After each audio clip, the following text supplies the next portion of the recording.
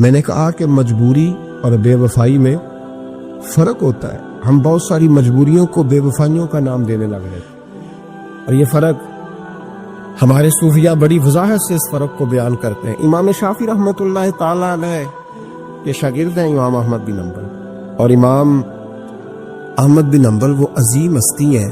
اللہ کے بندے کہتے ہیں جس بندے نے امام احمد بن حنبل سے پیار کیا وہ سمجھ لے اس نے رسول اللہ کی سنت سے پیار کیا. کیا بات تھی اس شخص کی. امام احمد بن حنبل ایک بڑی پروقار لیکن امام شافعی کے شاگرد تھے. امام احمد بن حنبل کی ایک ہی بیٹی تھی. وہ کہتی ہے میں نے اپنے ابا جی کو 2 ہی کام کرتے دیکھا، سارا دن رسول اللہ کا دین پڑھاتے اور ساری رات مصلی پہ بیٹھ کے اللہ کی یاد میں اور نبی پاک کے درود و سلام میں مشغول رہتے. لیکن میں نے اپنے باپ کو ہمیشہ ایک کام کرتے دیکھا، 2 مشغلے تھے، سارا دن دین پڑھانا، ساری رات عبادت اور حضور صلی اللہ علیہ وسلم پر درود و سلام میں گزارنا. ایک کام میں نے بڑا مستقل دیکھا کہ میرے ابا جی ہمیشہ اپنے استاد امام شافعی کے لیے دعا مانگا کرتے. کوئی بھی نیک عمل کرتے تو ہاتھ اٹھاتے تو پہلے امام شافعی کے لیے دعا مانگتے. اور بچی چھوٹی سی تھی، ابھی اس کی عمر اتنی نہیں تھی کہ بالغ ہو سکے، تو وہ کہتی ہے میں اکثر سوچا کرتی تھی کہ آخر وہ کتنا بڑا شخص ہے کہ جس کے لیے میرا والد، میں بیٹی ہوں، میرے لیے دعا بعد میں مانگتا ہے، اور ان کے لیے پہلے وہ کتنا بڑا شخص ہے. امام احمد بن حنبل رحمۃ اللہ علیہ بغداد میں رہتے تھے، امام شافعی قاہرہ میں رہتے، اور مہینوں کا سفر تھا، ممکن ہی نہیں تھا آنا جانا، ممکن ہی نہیں تھا. خیر امام ایک وقت ایسا بھی آیا، بیٹی کہتی ہے میری بڑی دعا تھی کہ کبھی میرے ابا جی کا استاد آئے، میں کبھی اس کاریگر کو بھی دیکھوں جس نے اس جیسا ہیرا تراشا ہے. دل کرتا تھا میں اس معمار کو بھی دیکھوں جس نے اتنے خوبصورت نقش و نگار والی عمارت بنائی ہے، میں اسے تو دیکھوں. دل بڑا کرتا تھا، میں دعا مانگتی تھی. خیر ایک دن امام شافعی کا خط آ ہی گیا، کہنے لگے احمد بن حنبل مجھے پتہ چلا ہے بغداد میں ایک محدث رہتے ہیں جو بڑے بوڑھے ہیں اور ان کے پاس نبی پاک کی ایک حدیث ہے، تو میں چاہتا ہوں کہ میں جلدی جلدی بغداد آؤں اور آ کے ان سے وہ حدیث حاصل کروں، وہ سنوں. روایت حدیث بہت بڑا مرتبہ ہوتا. خط آ گیا تو امام احمد بن حنبل تو گویا بات ہی اور طرح کی ہو گئی نا، وہ تو مسئلہ ہی اور طرح کا ہو گیا نا. میں کو جیتے میرا دل بر سونا تے میں کیوں کر اس نو بھاواں، ویڑے میرے وڑدا نہ ہی کئی لکھ وسیلے پاواں. آج جب پتہ چلا نا تو حال بدل گیا. وہ تو وجد کرنے لگے امام احمد، بیٹی سے کہنے لگے بیٹی تیاری کرنے، ہر چیز نہیں ہونی چاہیے، میں تیرے ساتھ لگتا ہوں، صفائیاں مل کے کریں، آج رانائیاں بکھریں. جب وہ آئے گا تو پھر دیکھے گی دنیا کہ کس طرح کسی نے کسی کی عقیدت کی ہے. امام کو خط ملا، ادھر سے امام احمد بن حنبل رحمۃ اللہ تعالی علیہ تیاری کرنے لگے اور امام شافعی چلنے لگے. جب چلے تو مہینوں کا سفر طے کر کے پہنچے.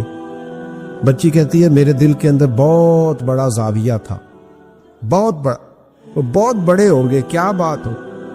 جب وہ تشریف لائے تو کہتی ہے میرے ابا جی جو تھے امام احمد بن حنبل رحمۃ اللہ علیہ وہ ایک چپاتی پوری نہیں کھایا کرتے تھے، آدھی روٹی ایک وقت میں ہوتی تھی اور زیادہ تر روزہ ہوتا تھا. فرماتی ہیں جب ان کے استاد آئے نا تو میں نے 8 روٹیاں پکا کے رکھی احتیاطاً، لیکن استاد صاحب ساری کھا گئے. میرا خیال تھا کہ وہ اگر آدھی کھاتے ہیں تو وہ آدھی سے آدھی کھاتے ہوں گے، وہ ساری روٹی کھا گئے. فرماتے ہیں حد ہو گئی، میرے دل میں خیال تھا کہ میرے ابا جی ساری رات بیدار رہتے ہیں تو ان کے استاد مغرب سے ہی مصلی پہ بیٹھ جائیں گے، ان سے بھی زیادہ پرہیزگار ہوں نا. لیکن میں نے عجیب منظر دیکھا کہ حضرت امام شافعی تشریف لائے، 8 روٹیاں کھائیں، عشاء کی نماز پڑھی اور لیٹ گئے. میرے ابا جی ساری رات نفل پڑھتے رہے، وہ ساری رات آرام کرتے رہے. میں نے تہجد کا پانی رکھ دیا تھا کہ سویرے اٹھیں گے امام شافعی تہجد میں تو وضو کریں گے، کہتے پانی بھی اسی طرح پڑا رہا، وہ کمبل میں رہے. فجر کا وقت ہوا تو امام احمد بن حنبل نے ان کے دروازے کے قریب ہو کے کہا حضرت جماعت کا وقت ہو گیا. کہتی بستر اتارا، وضو بھی نہیں کیا، مسجد چلے گئے، نماز پڑھ کے آ کے پھر لیٹ گئے. میرے ابا جی شراق چاش تک پھر مصلی پہ بیٹھے رہے. کہتی ہے میں بڑی بدگمان ہوں. پھر میں نے 1 منٹ کے لیے اپنے آپ کو سمجھایا کہ تھکے ہوئے تھے اس لیے آج عبادت نہیں کی، کل کریں گے. لیکن اگلا دن آیا تو انہوں نے پھر اسی طرح کھایا، ساری رات پھر اسی طرح رہے. فرماتی ہیں بس وہ آہستہ آہستہ 3-4 دنوں میں میرے ذہن میں جو زاویہ تھا وہ سارا زمین بوس ہو. میں نے کہا نہیں، میرے ابا جی نے جس دور میں دیکھا تھا اس دور میں شاید حالات اور ہوں، آج تو اور ہے. فرماتی ہے 4-5 دن کے بعد وہ رخصت ہونے لگے. پردے کے پیچھے میں سن رہی تھی. میرے والد کہنے لگے حضور وقت کیسا گزرا؟ کہنے لگے یار تجھے کیا بتاؤں، 2-3 مہینے رستے میں آیا ہوں تو بچ بچ کے جان بچانے کے لیے 2-4 لقمے کھاتا رہا ہوں. پتہ نہیں لوگوں کا رزق کس طرح کا تھا، پتہ نہیں جانور بھی صحیح ذبح ہوئے تھے کہ نہیں ہوئے تھے. جب تیرے دسترخوان پہ آیا ہوں تو میں نے تجھے سینچا ہے، سوارا ہے. مجھے پتا ہے تو ایک لقمہ بھی حرام نہیں رکھ سکتا، اور میں نے تیرے لنگر سے نور نکلتے دیکھا ہے. اور یہ وہ والا کھانا ہے جو اندر جا کے بوجھ نہیں بنتا، نور بنتا ہے.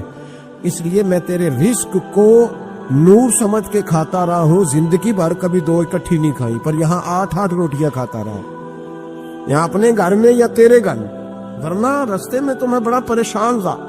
اور فرمانے لگے تجھے پتا ہے کہ میں ساری رات کیا کرتا رہتا تھا؟ کہ حضور نہیں. فرمانے لگے جو تو عشاء کی نماز میں تلاوت کرتا تھا نا سورتوں کی، میں ساری رات بستر میں لیٹ کے ان کی تفسیر کرتا رہتا تھا. اور میں نے ایک آیت کی 100 تفسیریں کی ہیں رات بھر جاگ کے. 100 تو نے دیکھا میں بغیر وضو چلا جاتا تھا سویرے؟ حضور ہاں. فرماتے اس لیے کہ میرا وضو ٹوٹتا ہی نہیں تھا، میں ساری رات تفسیری نقطے بیان کرتا رہتا تھا. بیٹی کہتی انہوں نے 2 جملے کہے اور میں رونے لگی. میرے والد آئے تجھے کیا ہوا؟ میں نے کہا ابا جی میں کیا سمجھی تھی اور یہاں نکل کے آیا. آپ اگر ساری رات نفل پڑھتے ہو تو اپنی ذات کے لیے، اور امام شافعی ساری رات جاگ کے باتیں یاد کرتے ہیں اور پھر لوگوں کے سینوں میں اتارتے ہیں، صرف اپنے لیے نہیں، یہ تو رسول اللہ کی امت کے لیے زندہ ہے. میں کیا سمجھی تھی او بھائی. میں نے کہا مجبوری اور بے وفائی میں فرق ہوتا ہے. ذرا چھلکا اتار کے دیکھ تو صحیح، تجھے پتا تو چلے اندر حالات کچے ہیں کہ پکے ہیں.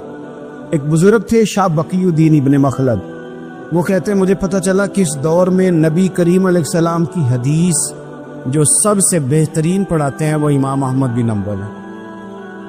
ان کو حضور کی حدیث سے جو خاص شغف ہے وہ کسی اور کو نہیں. کہتے ہیں میرے دل میں لو لگ گئی، حالانکہ میں امیر گھرانے سے تھا. میں کشتی میں بیٹھا امام احمد بن حنبل کے پاس آنے کے لیے، رستے میں طوفان آ گیا، کشتی اچکولے کھانے لگی. کسی طریقے سے ایک جزیرے کے ساتھ جا کے کشتی لگی، ٹوٹ گئی، بکھر گئی. میں جزیرے پہ اتر گیا، اور بھی کئی لوگ تھے. 1 مہینہ وہاں رہنا پڑا. بارشیں ختم ہوئی، موسم ٹھیک ہوا تو ایک کشتی دکھائی دی آتی ہوئی. فرماتے ہیں کہ وہ اس کشتی میں بیٹھا، دوبارہ بغداد کیا. مجھے سفر طے کرتے 2.5 مہینے گزر گئے. وہ جزیرے پہ مہینہ پتے کھا کے بھی گزارا کرنا پڑا. نکلا تھا علم حاصل کرنے. جب بغداد شریف پہنچا، لوگوں سے پوچھا امام احمد بن حنبل کا مدرسہ کہاں ہے؟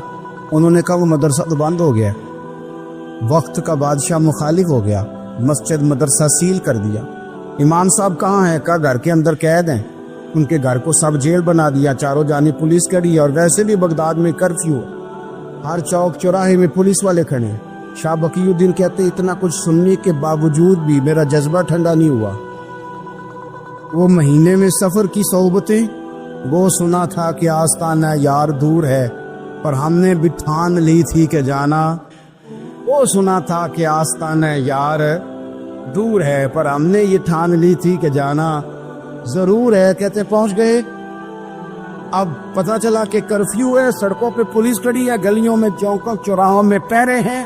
امام صاحب تک تو جا کوئی نہیں سکتا. کہتے میں نے ایک شخص کی منت کی، میں نے کہا کسی طریقے گاڑی بتا. کہنے لگا میں اشارہ بھی نہیں کر سکتا، سخت حالات ہیں. وہ کوئی طریقہ. میں نے جب زیادہ تڑپ کے کہا تو وہ شخص کہنے لگا میں ان کے گھر کے قریب تجھے لے جاؤں گا اور گزرتے وقت صرف آنکھ کا اشارہ کروں گا. کہتے میں نے کہا یہ بھی ٹھیک ہے. ان کے گھر کے تیری تلاش میں پھرے نا ہم جنگل پہاڑ اور دشت میں. ان کے دروازے کے قریب اس نے اشارہ کیا. شاہ بقی الدین کہتے ہیں کہ میں گھر دے کے آ گیا واپس. اب میں سوچنے لگا کہ کیسے امام صاحب تک پہنچنا ہے. بڑی تجویزیں سوچی، بڑی تجویزیں، کام والا بن جاؤں، پھیری لگانے لگ جاؤں. پھر سوچا کہ اگر میں کچھ بیچوں گا ریڑھی پہ رکھ کے تو کوئی خریدنے نکلے گا، کوئی نہیں نکلے گا. کس طرح کروں، کیا کروں، بڑی سوچیں. بالآخر میں نے طے کیا اللہ اکبر. میں نے نہ کپڑے پھاڑ لیے، امامہ اتار دیا. فرماتے ہیں کہ ایک پیالہ مٹی کا خرید کے گلے میں رسی سے باندھ لیا، اور امام احمد بن حنبل کی 3 گلیوں پیچھے میں نے دروازہ صدا لگانی شروع کی، فقیر ہوں، اللہ کے نام پہ لینے آیا ہوں. کہتے ایک ایک دینار مانگتے مانگتے مانگتے مانگتے آزم یار منون دی خاطر اساں کی پیز بٹائے. کہتے ہیں مانگتے مانگتے نا میں امام احمد بن حنبل کے دروازے تک آیا. امیر گھر کا بچہ تھا، بڑے پیسے جیب میں ہوتے. امام کے دروازے پہ صدا لگائی، کوئی ہے اللہ کے نام پہ دینے والا؟ کہتے ہیں نور بھرا دروازہ کھلا. ایک گورے مکھڑے والا، سفید داڑھی والا، سونے امامے والا، چمکدار آنکھیں، نورانی شباہت. کہتے امام احمد بن حنبل باہر آئے اور جیسے ایک دینار میرے پیالے میں ڈالنے لگے تو میں نے ہاتھ چوم کے کہا سونیا تیرے قربان جاؤں، میں دینار لینے نہیں آیا، محمد عربی کی حدیثیں سننے آیا. کہتے امام کی بھی آنکھیں کھل گئی. کہنے لگے اس حال میں آزم یار مناؤن دی خاطر اور سانکی کی پیس بٹائے کہ حضور کیا کرتا، یہی ایک طریقہ رہ گیا تھا، میں تو کہاں سے چلا ہوں، کہاں پہنچا ہوں، کیا کروں.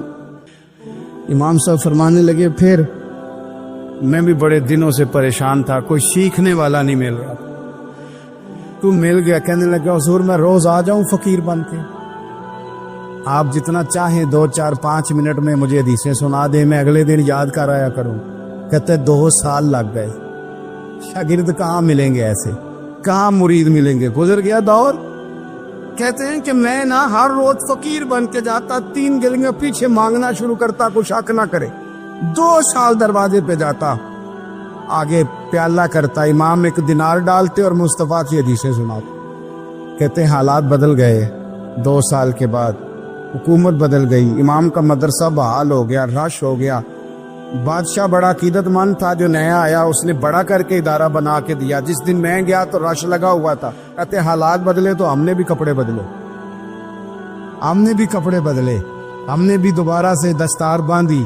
اور کہتے ہیں بڑے لوگ بیٹھے ہوئے تھے، میں جب داخل ہوا نا تو امام اٹھ کے کھڑے ہوئے. آپ فرمانے لگے پتر ادھر آ، تو آگے آ کے بیٹھ، لوگ دین سیکھنے آتے ہیں، تو فقیر بن کے مانگنے آیا تھا، اور میں بھی باقیوں کو پڑھایا کرتا تھا، تجھے میں دیا کرتا تھا، اور اب باقی پڑھا کریں گے، تجھے دیا جائے گا، اور تجھے سینے سے نکال کے دیا کروں گا. زمانے بدل گئے، حالات بدل گئے. وہ شخص چلا گیا، کون حکمران تھا کون نہیں تھا، لیکن استاد شاگرد کے ادب کی داستان قیامت تک باقی رہے. یہ قیامت، جب طبیعتوں میں احترام ہوتا ہے، جب ادب ہوتا ہے. آپ کو پتہ ہے نبی پاک صلی اللہ علیہ وسلم کو یہ ادب کتنا پیارا ہے. نبی پاک علیہ الصلوۃ والسلام اس احترام کے جذبے کو کتنا پسند کرتے ہیں. اللہ کے پیارے رسول صلی اللہ تعالی علیہ وسلم اس جذبہ احترام سے کتنے راضی ہوتے ہیں. حضور کس قدر زیادہ چاہتے ہیں کہ میری امت ادب والی بنے. نبی پاک علیہ الصلوۃ والسلام ادب والے لوگوں کے بارے میں اتنے راضی ہیں، اتنے راضی ہیں، اتنے خوش ہیں. حضور اتنا نوازتے ہیں. میں نے یہ حدیث پڑھی تو یوں لگا کہ جیسے روح وجد کرنے لگی ہے. بہقی میں امام بہقی نے لکھی ہے، اللہ کے پیارے رسول علیہ السلام فرماتے ہیں جو چھوٹے پر شفقت کرے اور بڑے کا احترام کرے، اللہ اسے جنت میں میری سنگت عطا فرمائے گا. یہ میرے قرب کا ذریعہ ہے، یہ چیز میرا قرب ملے گا. شرط یہ ہے کہ ادب والے بن کے آؤ، احترام والے بن کے آؤ. کبھی بھی سوء ادب نہ کریں، کبھی کسی مقام پر بھی بے ادبی نہ کریں. آپ اپنا ذائقہ کبھی تبدیل نہ کریں. امام احمد بن حنبل لکھ دے گا، وضو کر رہے تھے، ایک شخص کہتا ہے میں نے ساری زندگی گناہوں میں گزار دی تھی. تو امام صاحب نا وضو کر رہے تھے جھیل پر بیٹھ کے. تو جھیل اس طرح ہوتی ہے، پہاڑ ہیں، اوپر کو پانی نیچے آ رہا ہے. تو کہتے امام صاحب نیچے بیٹھ کے وضو کر رہے تھے، تو میں اوپر بیٹھ کے نا وضو کر رہا تھا یا پانی پی رہا تھا. تو میں نے دیکھا کتنے بڑے امام نیچے. کہتے میں نا میرے دل میں خیال ہے یار میں ساری زندگی غلط کاموں میں گزاری ہے، پر جو بھی ہے یہ رسول اللہ کے دین کے عالم. کہتے وہ حضور کے دین کی عزت کرنے کے لیے میں اوپر سے اٹھا، آ کے نا تو میں تھوڑا پیچھے جا کے نیچے بیٹھ گیا، جو میری حاجت تھی، پانی پینا تھا یا منہ دھونا تھا، میں وہ کرنے لگا۔ کہتے امام صاحب نے بھی یوں نظر میری طرف دیکھی، پتہ نہیں انہوں نے کیا دعا دی کہ رب نے مجھے توبہ کی توفیق عطا فرما۔ میں اللہ کے فضل سے اللہ نے میرا دل موڑ دیا، اور میں رب کریم کی بارگاہ کی جانب میری توجہ ہو گئی۔ خدا نے مجھے اس ادب کی برکت سے اپنی بارگاہ کی طرف اللہ تبارک و تعالیٰ نے مجھے موڑ لیا۔ بے ادبی تو بندے کو کفر تک لے جاتی، بے ادبی تو کفر تک لے جاتی ہے۔ اگر بندہ بے ادب ہوتا ہوتا اللہ رسول کی بے ادبی تک پہنچ جائے تو دور نکل گیا، لیکن یہاں باقاعدہ بے ادبی کو پروموٹ کیا جا رہا ہے۔ کبھی بھی بے ادب نہ بنے، ادب والے رہیں، ادب والے بن کے جئیں، ادب والے بن کے دنیا سے جائیں۔ وہ درویش نے کہا تھا کہ بے ادباں مقصود نہ حاصل، نہ درگاہ ٹوئی، پانچ ادب دے محمد بخشا، توڑ نہیں چڑھیا کوئی۔ بادب لوگ جو ہوتے ہیں وہ دوسروں کو عزت دے دیتے ہیں اور اپنے اخلاق کو بلند کر لیتے ہیں۔ جب آپ کسی کا احترام کر رہے ہوتے ہیں تو آپ اسی کو نہیں کچھ دے رہے ہوتے، آپ اپنی عظمت کا بھی اظہار کر رہے ہوتے ہیں۔ کسی کو عزت دیتے وقت آپ کے اخلاق کا بھی پتہ چل رہا ہوتا ہے۔ اخلاقی قدریں مضبوط ہوتی ہے احترام کرنے سے۔ مذہب اسلام اتنا سونا ہے، اتنا پیارا ہے، یہ دین اتنا ٹھنڈا اور اتنا میٹھا ہے کہ دھرتی کے سارے حسن سمیٹ کر اگر ایک لفظ بنایا جائے تو وہ دین اسلام بنتا ہے۔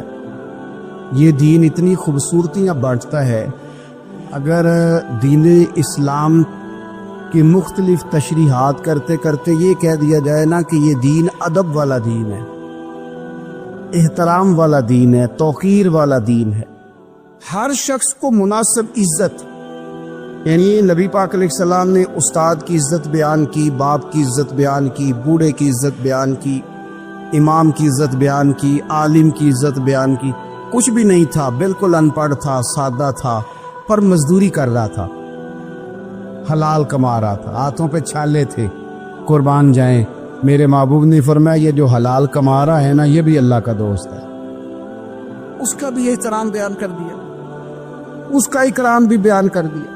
تو نے ہر شخص کی قسمت میں یہ عزت لکھی اور آخری خطبے کی صورت میں وصیت لکھی۔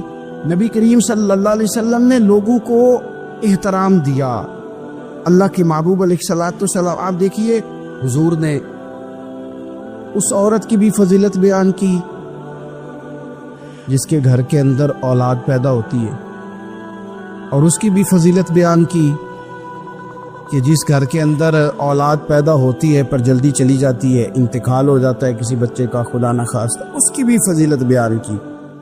جس کا خاوند موجود ہے اور وہ خاوند کی خدمت کرتی ہے، اور اس بیوی کی بھی فضیلت بیان کی جس کا خاوند انتقال کر گیا پر وہ اپنے بچوں کی پرورش کرتی ہے۔ حضور فرماتے ہیں سب سے پہلے جنت میں مجھے وہ عورت نظر آئی۔ تو ہر شخص کے لیے حضور نے احترام بیان کیا، اکرام بیان کیا۔ ہم نے چونکہ بدگمانیاں پیدا کرنی شروع کر لی ہیں تو معاشرے کے اندر بسنے والے لوگوں کے بارے میں ہمارے دلوں میں مختلف وسوسے آ جاتے ہیں، مختلف وسوسے۔ کسی بھی شعبے کے کسی بھی آدمی کے بارے میں کوئی 2 4 5 باتیں اپنے ذہن میں اکٹھی کر کے یا کانوں میں کسی نے وہ بات ڈال دی تو ہم ذہن بنا لیتے ہیں کہ یہ گاڑیاں چلانے والے تو بندے ٹھیک ہی نہیں ہوتے، یہ جناب پولیس کے محکمے کے لوگ تو درست ہوتے نہیں، فلانے محکمے کے لوگ تو ہوتے ہی خراب ہے، ذہن بن جاتا ہے۔ پھر آہستہ آہستہ ادب انسان کے دل سے رخصت ہوتا ہے۔ ہمیں دین نے ادب سکھایا، احترام سکھایا۔ میرے رسول کریم علیہ الصلوۃ والسلام کی وہ ذات بابرکات ہے، ہمیشہ یہ ہوتا تھا کہ چھوٹے بڑوں کا ادب سکھاتے تھے، پر یہ واحد دربار مصطفیٰ ہے کہ جس کے آداب خود رب کریم نے بیان فرمائے۔ فرمایا یا ایھا الذین آمنوا لا ترفعوا اصواتکم فوق صوت النبی۔ آپ کبھی آیت کے انداز پر غور کرے، کہا اے ایمان والو تمہاری آوازیں میرے نبی کریم علیہ السلام کی آواز سے اونچی نہیں ہونی چاہیے. بندے کی آواز کا کوئی والیوم ہوتا ہے کہ اب 3 پہ آواز ہے؟ ٹیپ ریکارڈر کا تو والیوم ہوتا ہے نا کہ 1 پہ ہے، 2 پہ ہے، 6 پہ ہے. تو آواز کا والیوم ہوتا ہے کہ یہ کتنے پہ ہے. آواز تولی جا سکتی ہے کہ میری آواز کا وزن اس وقت 1.5 پاؤ ہے، آدھا کلو ہے، 5 چٹانک ہے، کوئی ہوتا ہے وزن؟ لیکن ہمیں بتایا گیا کہ بالکل وزن نہیں ہوتا، تولی نہیں جا سکتی، ماپی نہیں جا سکتی، پرکھی نہیں جا سکتی. لیکن جب تم نے دروازہ رسول پہ آنا ہے تو پھر آواز کو بھی تول کے آنا ہے، پھر لفظوں کو پرکھ کے آنا ہے، پھر جملے مرتب کر کے آنا، پھر ترتیب لگا کے آنا ہے، پھر تم نے وہاں سوچ سمجھ کے بات کرنا. ایک روایت میری نظر سے گزری اور کیا ہی انداز ہے امام زرقانی نے لکھی. ایک صحابی ہے حضرت ابو قرصافہ رضی اللہ تعالیٰ عنہ. حضرت ابو قرصافہ رضی اللہ تعالیٰ عنہ فرماتے میں چھوٹا تھا، میری اماں اور میری خالہ مجھے ساتھ لے گئی. میں نے کہا کہاں جانا ہے؟ کہنے لگے آؤ نبی پاک کا کلمہ پڑھنے جانا. پڑھیے درود شریف صلی اللہ، سارے پڑھیے، پھر پڑھیے ایک دفعہ صلی اللہ تعالی علیہ. حضور کا ذکر ہو تو فوراً درود پڑھنا چاہیے. نبی کریم علیہ السلام کی بارگاہ میں نا میری خالہ اور میری اماں دونوں مجھے ساتھ لے گئی کلمہ پڑھنے. کہتے ہیں جب ہم حضور کی بارگاہ میں پہنچے، کلمہ پڑھا، واپس آئے تو میری اماں اور میری خالہ آپس میں بات کرنے لگی. میری خالہ کہنے لگی تو نے دیکھا ہے ان کا بولنا کتنا مزیدار تھا. میری خالہ کہنے لگی تو نے تو وہ دیکھا ہے، لیکن وہ جو غلام آیا تھا اس کے ساتھ ان کا رویہ کتنا پیارا تھا. تو نے دیکھا جب وہ کھانا کھا رہے تھے تو پہلا خیال انہوں نے ہمارا کیا. بار بار وہ ان کا ذکر کرتی، کہتے آپس میں حضور کی شانیں بیان کرتی، میری اماں بھی میری خالہ بھی. بالآخر بات لمبی ہو گئی تو میری اماں بولی، کہنے لگی بس کر، ہم کتنی عظمتیں بیان کریں گے، مجھے تو 3 باتیں سمجھ میں آئی ہیں. کتنی؟ 3 باتیں مجھے سمجھ میں آئی ہیں. کہا وہ کیا؟ تو کہنے لگی ما رأینا مثل حاضر الرجل احسن وجہا ولا القا صوبا ولا البنا کلاما. کہنے لگی مجھے تو 3 باتیں سمجھ میں آئی ہیں کہ نہ اتنا خوبصورت چہرے والا کوئی شخص دیکھا ہے، اور نہ اتنے صاف کپڑوں والا کو دیکھا ہے، اور نہ ہی اتنی میٹھی بولی بولنے والا کوئی دیکھا ہے. تینوں باتوں کی کمال ہے. ظاہری حسن بھی کمال، کپڑوں کی صفائی بھی کمال، اور رسول پاک کا بولنا بھی کمال، لب و لہجے میں مٹھاس بھی، خوبصورتی والی. یہ اصل حسن ہے کہ ظاہراً بھی انسان بڑا منزہ ہو، باطناً بھی بڑا صاف ستھرا ہو. میرے رسول پاک علیہ الصلوۃ والسلام کا طریقہ مبارکہ پتہ کیا تھا؟ حضور صلی اللہ تعالی علیہ وآلہ وسلم جب مسجد میں نماز پڑھ لیتے تو حضرت جعفہ رضی اللہ تعالیٰ عنہ فرماتے، بخاری کی حدیث ہے، فرماتے میں مدینہ شریف میں آیا تو حضور نماز پڑھ لیتے تو صحابہ نبی پاک کے پاس آتے اور حضور کا دست مبارک پکڑ کے پہلے چومتے پھر چہروں پہ ملتے، پہلے چومتے پھر چہروں پر. نبی پاک کے صحابہ حضور کے قدم بھی چوما کرتے، قدموں میں جھکا کرتے تھے. یہ تو بھائی اس وقت پتہ چلتا ہے جب کسی سے پیار ہو جاتا ہے. جب کسی بندے سے، میں اکثر مثال دیا کرتا ہوں اکثر کہ کسی کا بچہ پیشاب کرے تو کہہ آتی ہے، الٹی آتی ہے، لیکن اپنا بچہ بالوں میں بھی کر دیتا ہے، پھر کوئی کہہ نہیں آتی چونکہ اپنا ہے نا، پیار ہو گیا ہے نا. اب وہ کیفیت جب کسی سے محبت ہو جاتی ہے نا تو کچھ چیزیں صرف سمجھنے کی نہیں، کچھ چیزیں ایسی ہوتی ہیں جو محسوس کرنے والی ہوتی. اس نے کہا تھا عشق ایک ڈھونگ ہے، میں نے کہا تجھے عشق ہو خدا کرے، پھر کوئی تجھے اس سے جدا کرے، تو اسے تسبیحوں پہ پڑا کرے، تو اسی کا نام جپا کرے، تو گلی گلی پھرا کرے، پھر میں کہوں کہ عشق ایک ڈھونگ ہے اور تو نہیں کہا کرے. پھر میں کہوں کہ عشق ایک ڈھونگ ہے اور تو، اس نے کہا تھا عشق ایک ڈھونگ ہے تو میں نے کہا تجھے عشق ہو خدا کرے. بھائی یاد رکھو جب انسان کو محبت ہوتی ہے تو پھر اس کے انداز بدل جاتے ہیں، اس کے طور طریقے تبدیل ہو جاتے ہیں. وہ میں اکثر ایک بات کہا کرتا ہوں، میں کہتا ہوں بچہ باہر سے برگر کھا کے آ جاتا ہے رات کو، اماں کہتی بیٹے روٹی کھا لو، کہنا تو سب کو بھی پکائی میں نہیں کھانی، حالانکہ برگر کھا آیا ہے، دور سے کھا آیا ہے. تو اماں اس کو کہتی ہے پھر میں سویاں نہ بنا دوں تھوڑی سی اپنے بیٹے کو، فٹافٹ چاول نہ تجھے ابال دوں، ساتھ میں باریک دال بنا دیتی. کہتا نہیں میری مرضی کا پکاتے نہیں، میں نے نہیں کھانا. ایسے اب ابا جو ہے نا، ابا وہ اماں کو سمجھا رہا، کہتا چھڈ پر، آپ بھوک لگے گی تو آپ ہی کھا لے گا، تو نہ ایڈی ٹینشن ہے، ایمی پہ تینوں ستاندا ہے.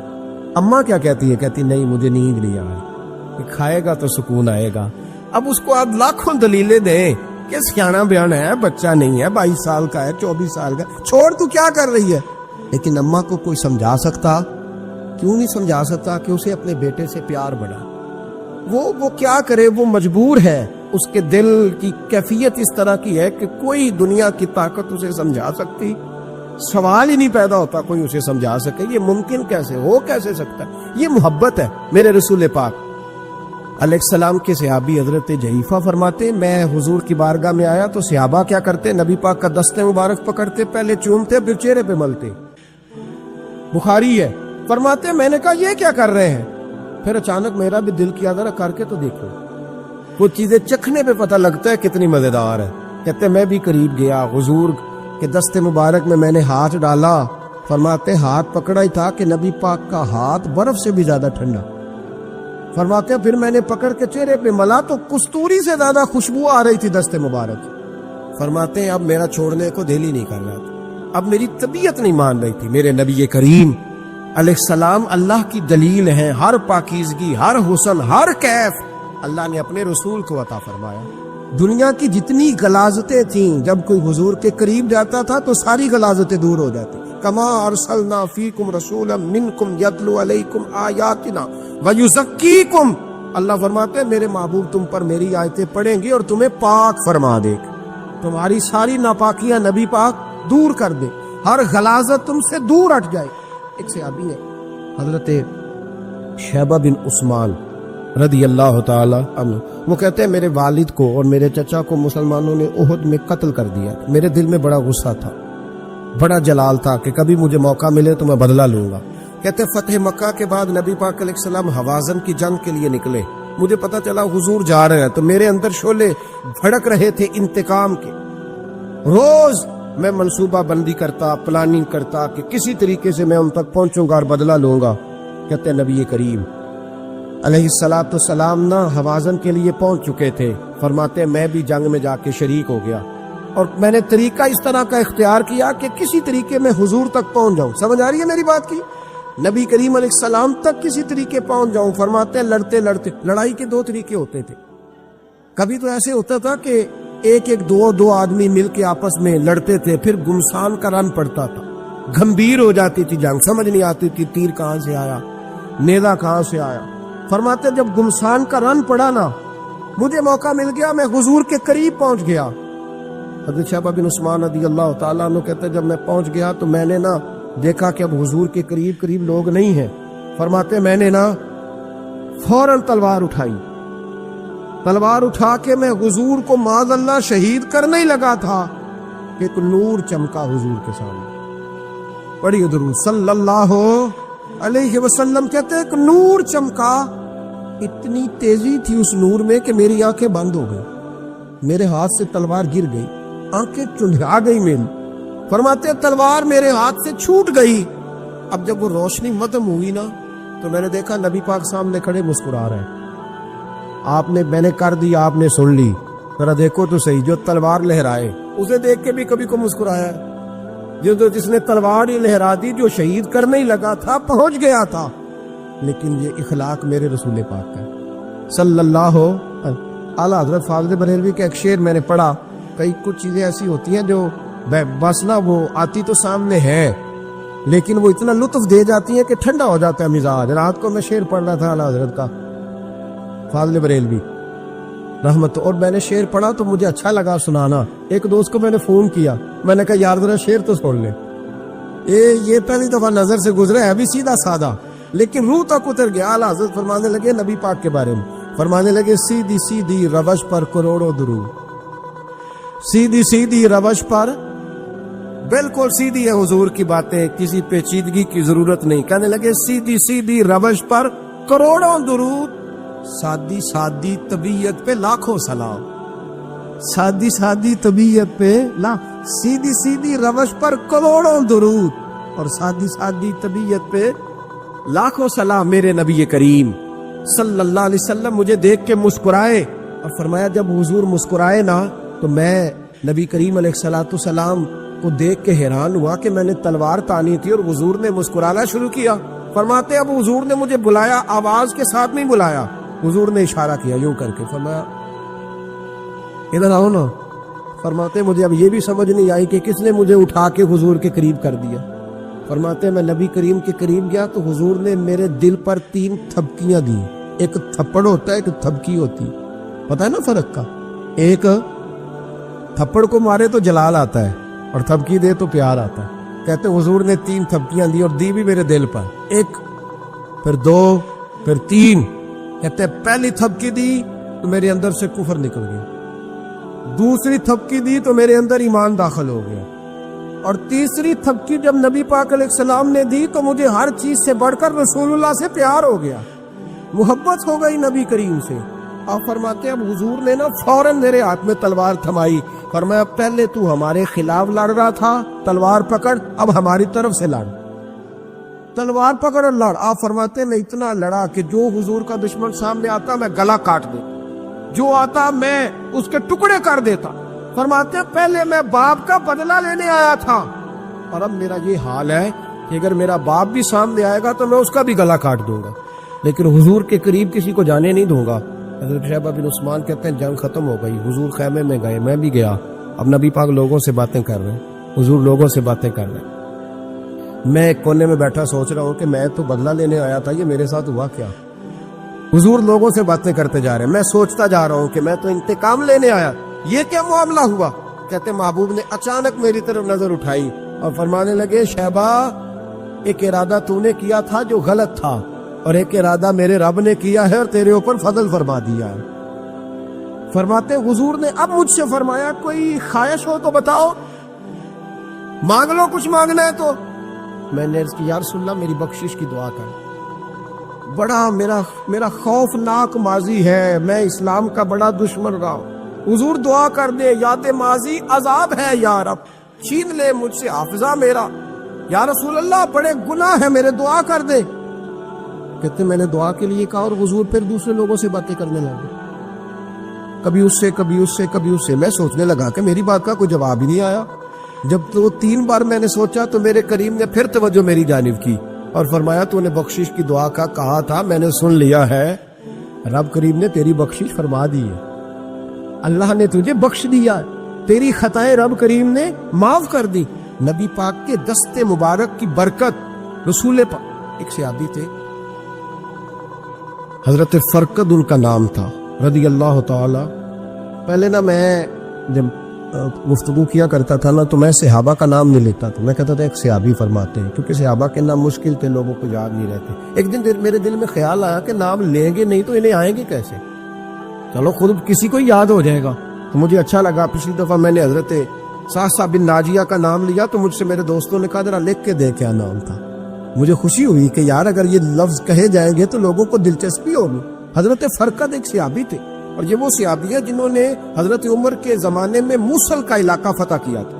بڑے دلیر تھے، ان کی 4 بیویاں تھیں. تو کہتے ہیں جب بھی یہ گھر میں آتے تو خوشبو اتنی اعلیٰ لگا کے آتے کہ ہم حیران ہو جاتی. عورتیں زیادہ تیاری کرتی ہیں نا مردوں سے کہ نہیں، کہ آج کل مرد زیادہ کرتے ہیں. چلو میں انداز چھوڑو، میں اپنی اصلاح کرنا تو اسی دونوں گلوں تے انجن کیتا ہے. اب پتہ نہیں سچ کیا ہے، کون زیادہ تیاری کرتا ہے. چلو بیٹھے جو مرد نے.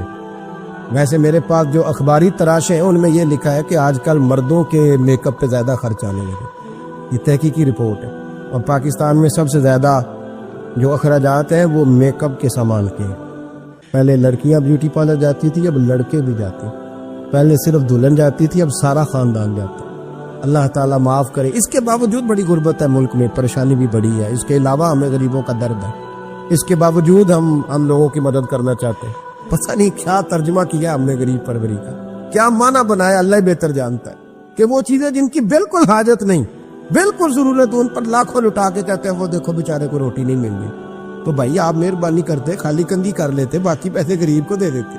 لیکن چلے معیار ہے نا ہمارا اپنا معیار ہے، اس پر میں جاتا نہیں، بات نہیں کرتا. نبی کریم علیہ الصلوۃ والسلام کے صحابی ان کی ازواج کہتی ہیں کہ اب عورتیں زیادہ تیاری کیا کرتی تھی، لیکن وہ جب گھر آتے نا تو اتنی خوشبو لگاتے. کہتی ہم چاروں مل کے کوشش کرنے لگی، ڈھونڈنے لگی کہ وہ خوشبو کا پتہ کریں جو یہ لگاتا ہے. ہم نے بازار سارے تلاش کر لیے. عرب کے اندر آج بھی خوشبو کا بڑا شوق اور بڑی مہنگی خوشبو ملتی ہے. کبھی آپ بازار جائیں، کہتی ہیں ساری خوشبوئیں لگا لی، تھک گئی. एक दिन चारों सौतने मिल के बैठी, कहने लगी हम नहीं इसका मुकाबला कर सकते, आज पूछ ही ले कहां से खुशबू लगाता है, पूछ ही लेते हैं, चलो बात ही खत्म हो जाए, पूछ ले। ये हम जितनी मर्जी आला लगाएं, जब ये आ जाता है ना, कुछ लोग मेरे महफिल होते हैं, जहां आ जाते हैं वहां छा जाते, तो ये जब आते हैं तो छा ही जाते हैं। क्या करें, इस तरह का मीरे महफिल है, क्या करें इसका। फरमाने लगी, एक दिन चारों सौतनों ने मिलकर उनको बिठा लिया, कहने लगी बताओ तो सही खुशबू कौन सी लगाते हैं। कहने लगे कोई भी नहीं, कभी लगाई नहीं, आज तक नहीं लगाई। तो कहते हैं बीबियां कहने लगी सियाबा तो गलत बयानी नहीं करते, पर आप क्या बात कर रहे हैं, ये कैसे हो सकता है कि आप आते हैं तो हम हैरान हो जाती हैं। फरमाने लगे जिस दिन की तुम लगी हुई हो ना मेरी खुशबू का मुकाबला कर दे, मुझे पहले दिन का ही पता है। तो मैंने कहा चलो जोर लगा ही ले, देख ही लेते हैं कहां तक बात जाती है तुम्हारे पास, जितना जोर लगा लो। बहरहाल मैं अल्लाह की कसम उठा के कहता हूं कभी नहीं लगाई। तो बीबियां कहने लगी फिर बता तो सही, तो एक दलेर आदमी है, और जो दलेर लोग होते हैं वो खुशबुओं के और कपड़ों के और इन चीजों में ज्यादा वक्त नहीं लगाते, उनके तो मिशन और तरह के होते। आप तो मुजाहिद किस्म के आदमी है, पर हर वक्त खुशबू आती है। तो हजरत फरकत रो पड़े, कहने लगी बीमार हो गया था, लाचार हो गया, हकीमों तबीबों ने इनकार कर दिया, वजूद पर मेरे आबले निकल आए, फिंसियां बन गई, उनमें पीप भर गई, बैठ नहीं सकता था, उठ नहीं सकता। जब थक गया ना तो दरवाजा रसूल पे चला गया, जब थक गया तबीबों का थकाया सताया हुजूर की बारगाह में, कहा महबूबा देखे तो सही मेरा क्या हाल। हुजूर जरा देख के, चल नहीं सकता, सो नहीं सकता, बैठ नहीं सकता, तेरे अलावा गम किसे बताऊं। कहते हैं हुजूर ने फरमाया सतर ढांप ले, बाकी सारे कपड़े उतार, सतर ढांप ले। कहते हैं टखनों से लेकर नाफ तक मैंने सतर ढांप ली, बाकी सारे कपड़े उतारे। हुजूर क्या करेंगे, फरमाते हैं नबी पाक ने दस्ते मुबारक उठाया, बर्फ से ठंडा, कस्तूरी से ज्यादा महकने वाला, फरमाते हैं पूरे वजूद पर मेरे हुजूर ने दस्ते मुबारक एक दफा लगा दिया, अब जिधर जिधर से गुजरता हूं सारी दुनिया खुशबू से भर जाती। ये नबी पाक का दिया हुआ नूर है, ये हुजूर की अता करदा शिफा है, ये रसूल पाक के हुस्न की खैरात है। एक शायर ने फिक्रा का कमाल कर दी, कहने लगा जुल्मत को उनके नूर ने काफूर कर दिया, जिस पर पड़ी नजर उसे भी नूर कर दिया। रसूल पाक अलैहिस्सलाम के दस्ते खैर में वो बरकत थी। हुजूर हुस्न की दो किस्में होती हैं, एक हुस्न होता है मुलम्मा साजी वाला, ब्यूटी पार्लर वाला, एक हुस्न होता है बातन का। बच्चे पता क्यों खूबसूरत होते हैं, इस पर उलमाए मनातका ने बहस की है, मुहद्दिसीन ने लिखा है। बच्चा गधे का भी हो तो प्यारा लगता है, छोटा बच्चा अगर उसका रंग बहुत गोरा ना भी होना, सिर्फ छोटा हो, वो प्यारा लगता है, उसमें एक जाज़बियत होती है। उस पर हमारे मुफस्सिरीन ने, मुहद्दिसीन ने, उलमाए मनातका ने एक बहस की है। वो कहते हैं असल बात यह है कि बच्चे झूठ नहीं बोलते, बददियानती नहीं करते, धोखा नहीं करते। ये जो अंदर की अय्यारियां होती है ना, चेहरा भी खतरनाक कर देती है, और जब अंदर हुस्न होता है तो बाहर भी हुस्न ही होता है। बच्चे में कोई मक्कारी अय्यारी नहीं होती, फसाद नहीं होता, नीयत में फतूर नहीं होता, किसी को लूटने का इरादा नहीं, किसी को शीशे में उतारने का प्रोग्राम नहीं बताता। बच्चा चरब जुबान नहीं होता, उसको तरीका नहीं होता, वो लोगों को कायल करने के हर वक्त दौड़ता नहीं, उल्टी सीधी गेमें नहीं चलाता, क्योंकि अंदर हुस्न होता है तो वो हुस्न उसके चेहरे पर मासूमियत बन के आता है। समझ आ रही है मेरी बात की? उसकी दलील मेरे रसूल पाक अलैहिस्सलाम ने बुखारी में फरमाया अल्लाह का वली वो है जिसका चेहरा देखो तो अल्लाह याद आ जाए। अब यहाँ ये नहीं फरमाया गोरा चिट्टा हो, खूबसूरत हो, बस उसके चेहरे में मासूमियत होती, वो सच्चा होता है, वो खरा होता है, उसका हुस्न चेहरे पे आता है। मेरे रसूल करीम अलैहिस्सलाम का जो हुस्न था ना, वो अंदर की सदाकत की रोशनी थी, वो अंदर के कैफ का नूर था जो हुजूर के चेहरे पर आया होता था। इसलिए नबी पाक का चेहरा जो था वो आंखें चुदियाता नहीं था, बल्कि आंखों को अच्छा लगता था। शाह अब्दुर रहीम साहब मुहद्दिस देलवी शाह वलीउल्लाह साहब के वालिद हैं, और हमारे बर्रे सगीर पाक व हिंद में जितने भी मसालक है ये सारे शाह वलीउल्लाह साहब के शागिर्द बनते। वो कहते हैं मेरे अब्बा जी ने ख्वाब देखा और ख्वाब में उन्हें रसूलुल्लाह का दीदार नसीब हुआ। तो नबी करीम अलैहिस्सलाम की बारगाह में शाह वलीउल्लाह साहब के अब्बा जी कहने लगे हुजूर एक बात बड़ी अड़ गई है मेरे दिल में, बड़ी, तो किताबों से जवाब नहीं मिला, आज रब करीम ने मौका दिया है उस सवाल का जवाब। तो कहा अब्दुर रहीम पूछो। कहा या रसूलल्लाह हजरत यूसुफ का हुस्न देख के लोगों ने उंगलियां काट ली, पर आपको तकने वाले तकते ही रहे। کوئی بھی ہوش نہیں ہوا, کسی نے انگلی نہیں کاٹی. تو کہتے محبوب نے فرمایا عبدالرحیم رب کریم نے اپنی غیرت کے ساتھ میرے حسن پر 70,000 پردے ڈالے. یہی بہتر ہے کہ پردوں میں وہ پردہ پوش رہے, وہ اگر پردے اٹھا دے تو کسے ہوش رہے. فرمایا 70,000 پردوں میں چھپا ہوا حسن ہے, ورنہ کسی کی طاقت تھی کوئی بات کر سکتا, جرت تھی کسی شخص کی. میرے حبیب پاک سید عالم حضرت عبداللہ ابن سلام رضی اللہ تعالیٰ عنہ اہل یہود کے بڑے عالم تھے. فرماتے میں تورات زبور انجیل کا جاننے والا تھا. جس دن حضور مدینہ طیبہ آئے, قصوہ نامی اونٹنی پر بیٹھے تھے, میں حضور سے مناظرہ کرنے بحث کرنے آیا.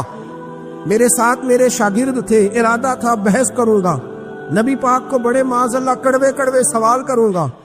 کہتے حضور بیٹھے تھے قصوہ نامی اونٹنی پہ اور گردن مبارک جھکی ہوئی, ہونٹوں پر حضور کے زیر لب ہلکی سی مسکراہٹ تھی. نبی پاک تھوڑا بولتے تھے پر جتنا بولتے تھے وہ دلوں میں اترتا جاتا. فرماتے میں جب گیا نا, میرے شاگرد ساتھ تھے, مناظرہ کرنے گیا, مناظرہ شاگرد ساتھ تھے. فرماتے میں بڑے سوالات تیار کر کے گیا, پر حضور گھوڑے پہ بیٹھے تھے. 2 باتیں میں نے سنی. حضور نے فرمایا رشتہ داروں سے اچھا سلوک کرو, اپنے غلاموں کا خیال کرو.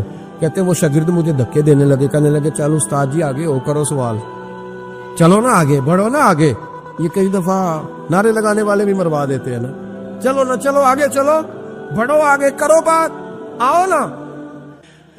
کہتے میں ذرا آگے بڑھا, دھکا دیا انہوں نے. فرماتے میں آگے بڑھا اور میں نے قریب محبوب کے قریب جا کے کہا حضور مجھے کلمہ پڑھا کے میں مسلمان ہونے آیا ہوں. یعنی عام آدمی تو قائل ہو جاتا ہے, عالم اور تورات زبور انجیل کا جاننے والا, حضور کلمہ پڑھائیں. کہتے میں واپس آیا نا کلمہ پڑھ کے, تو شاگرد کہنے لگے استاد جی آپ تو مناظرہ کرنے آئے تھے, یہ کیا ہوا؟ تو یہ لفظ حضرت عبداللہ ابن سلام کے.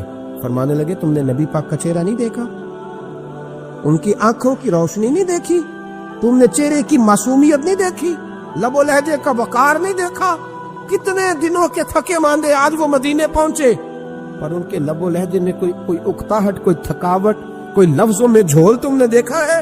فرمانے لگے جس کا اس طرح کا چہرہ ہوتا ہے وہ جھوٹا نہیں سچا ہوا کرتا ہے.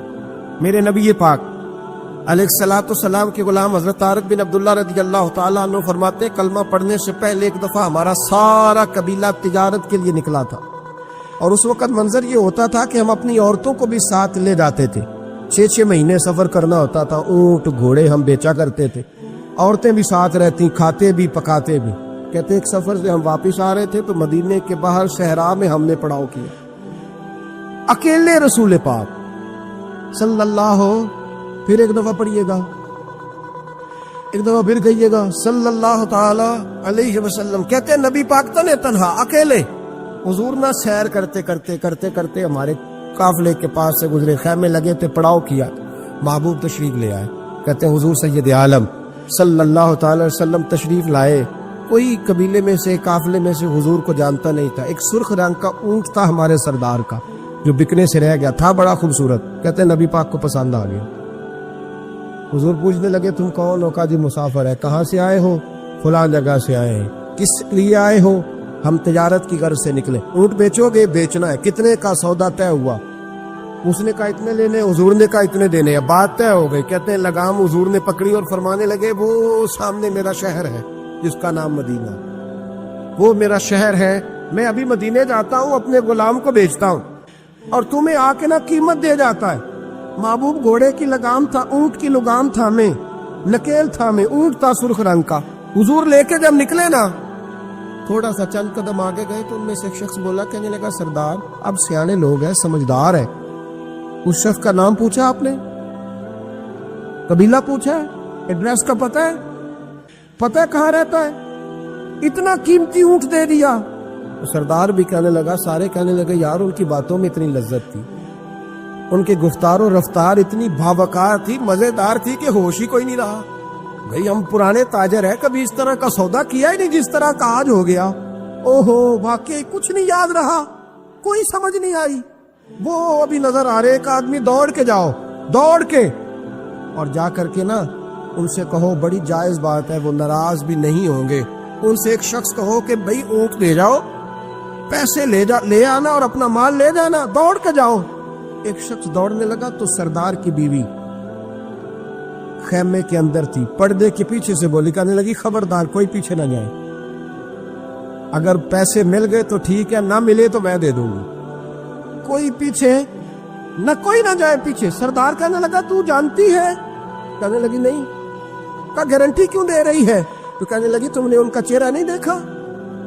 تم تو سودے کر رہے تھے، میں پردے کے پیچھے سے دیکھ رہی تھی۔ پیر مہر علی شاہ صاحب کو کسی نے کہا تھا نبی پاک کا حلیہ بیان کرے، بتائیں حضور کے کان مبارک کیسے تھے، آنکھیں کیسی تھی، ناک مبارک کیسی تھی، بینی مبارک کیسی تھی؟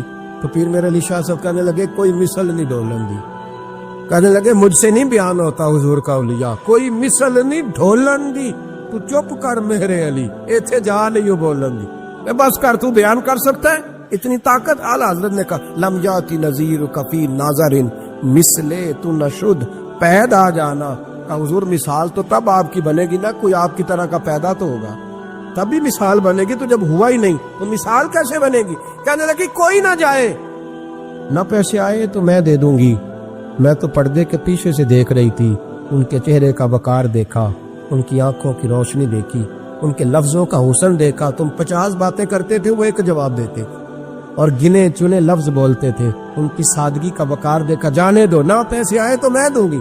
کہتے حضور گئے، تھوڑی دیر کے بعد ایک کالے رنگ کا حبشی غلام آیا، پیسے بھی پکڑے اور اپنی چادر میں نا کھجورے باندھ کے تو پیچھے ڈالی ہوئی، وہ دیہاتی لوگ پیچھے نہیں ڈال لیتے، کھجورے ڈال کے پیچھے۔ کہتے وہ آئے اور ان کے آنے کا انداز بھی بڑا نرالا تھا، کہتے وہ جھومتے جھومتے اللہ کا ذکر کرتے، اللہ الصمد کرتے پہنچ گئے، اور آگے کہنے لگے تم سے میرے نبی نے اونٹ خریدا؟ تم سے؟ کہا ہم سے خریدا ہے۔ کہنے لگے یہ تمہارے پیسے؟ اور پھر چادر کھول کے صحرا پہ بچھا دی، کہنے لگے یہ تمہارے پیسے، اور کھجورے کھاؤ، میرے نبی نے تحفہ بھیجا ہے، کھاؤ، حضور نے تحفہ بھیجا ہے۔ تو وہ سردار کی بیوی اونٹ ہٹا کے کہنے لگی وہ کالے رنگ کے حبشی غلام انہیں کھجوریں کھلا، اور مجھے اس عزت والی ماں کا نام بتا جس کے گھر میں ایسا لال پیدا ہوا، انہیں کھجوریں کھلا، اور مجھے اس عظمت والے باپ کا نام بتا جس کے گھر میں ایسا پھول کھلا ہے، وہ قبیلہ تو بتا تو صحیح، وہ کون تھے؟ 2 گھڑیاں رکے ہیں پر خوشبوئی پھیل گئی ہے، رنگ ہی بدل گیا، تار کوئی مثل نہ ڈھولن دی، تو چپ کر مہر علی، ایتھے جا نہیں بولن دی۔ حضرت طارق بن عبداللہ کہتے ہیں جناب بلال فرمانے لگے وہی تو اللہ کے آخری رسول ہے، وہی تو خاتم المرسلین ہے، وہی تو ہے جنہیں اللہ نے ساری انسانیت کے لیے نمونہ عمل بنایا۔ کہتے ہم اونٹ بیچنے گئے تھے پر سارے کا سارا قبیلہ ہی مسلمان ہو گیا۔ نبی پاک کی حضور کے ظاہری حسن کے تذکرے ہماری اولادوں کو آنے چاہیے۔